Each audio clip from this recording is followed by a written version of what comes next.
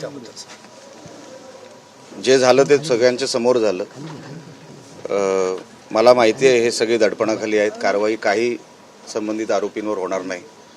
ही सगळी म्हणजे ढकलाढकली आहे किंवा एकमेकावर ढकलण्याचे प्रकार होणार आणि ते आता सिद्ध झालं.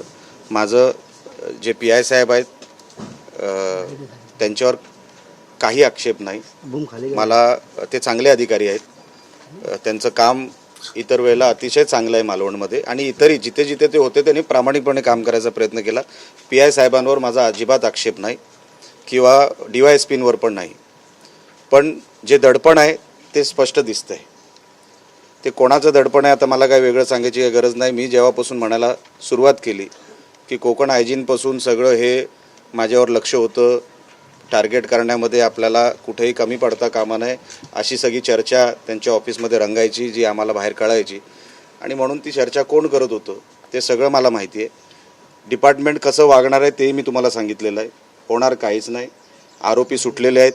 फक्त गाड्या तुम्हाला ज्या काही जप्त दिसत आहेत तेही काही तासात सुटतील कदाचित. आता मी इथून बाहेर पडलो तर काही तासामध्ये कदाचित त्याही सुटतील. आणि निवडणूक अधिकाऱ्यांचं काय उत्तर होतं हेही आपण ऐकलं.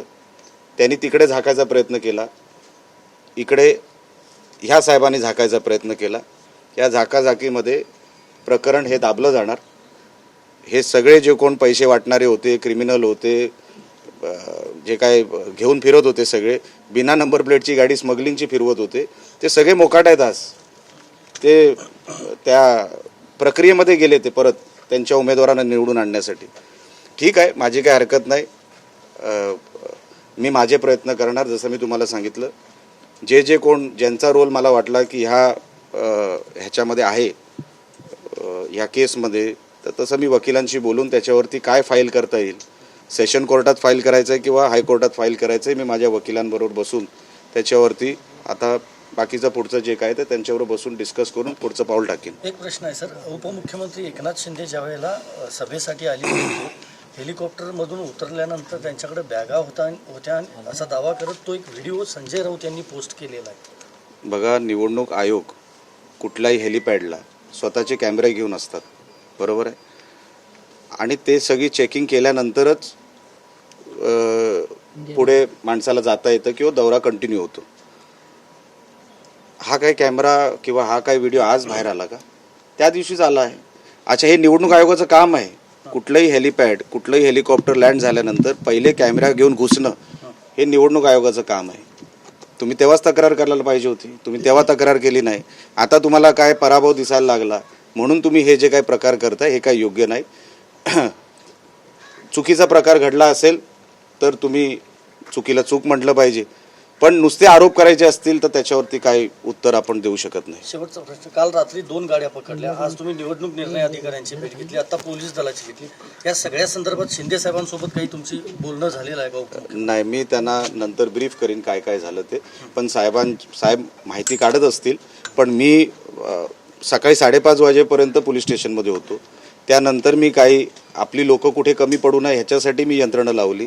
माझा वेळ त्याच्यामध्ये गेला आणि मग मी परत बाहेर पडलो. आपण सगळे सहकारी तेव्हा होतातच, म्हणून साहेबांशी बोलायला तसा वेळ. पण साहेब ह्या सगळ्या गोष्टींवर लक्ष ठेवून असतील याची मला खात्री आहे. एक इंटरेस्टिंग फॅक्ट समोर आलेली आहे. नागपूर खंडपीठाने आज जो निर्णय दिला निवडणूक निकाल पुढे ढकलण्याचा, या संदर्भातली याचिका पुन्हा एका भाजप पदाधिकाऱ्यानेच केलेली होती आणि बरोबर नागपूरमधनं हा निर्णय येतो. मी साहेब तुम्हाला सकाळीच ह्या विषयावर प्रतिक्रिया दिलेली आहे आणि म्हणून आता परत त्याच विषयावर किती प्रतिक्रिया द्यायच्या हे आता लोकांना कळलेलं आहे कशामुळे झालं ते, आणि ह्याच्यावरच मी सकाळी बोललेलो आहे. हिंदी आप यहाँ पर आए, क्या पुलिस वाले ने कहा, क्या कुछ कार्रवाई हुई, कुछ जानकारी दी गई, आपसे साझा की गई? देखिए, सिर्फ 1.5 लाख था वो बैग में या वो गाड़ी में, ये आपने कैसे डिसाइड कर लिया, या पुलिस ने कैसे डिसाइड कर लिया, या इलेक्शन ऑफिसर ने कैसे डिसाइड कर लिया? मैं वही कह रहा हूँ कि मुझे जानकारी जो थी वो गाड़ी में 10 लाख से ज़्यादा थे, पर वो बांटते हुए आए.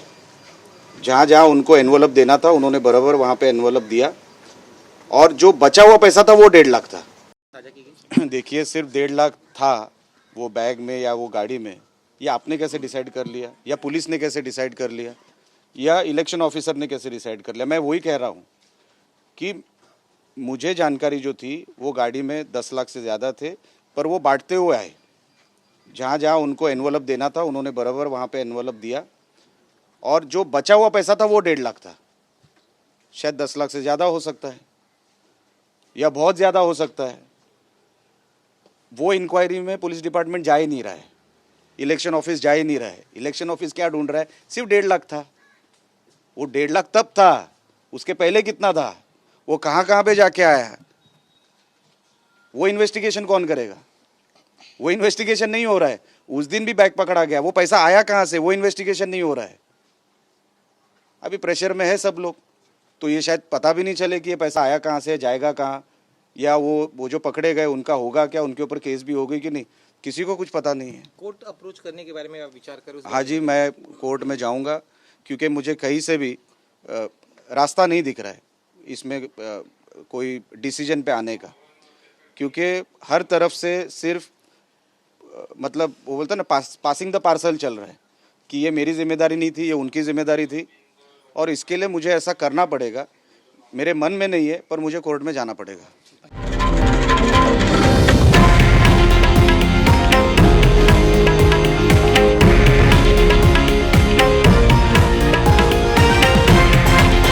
हे आहे देशातील नंबर 1 न्यूज नेटवर्क आणि आपण पाहत आहात TV9 मराठी, एकमेव.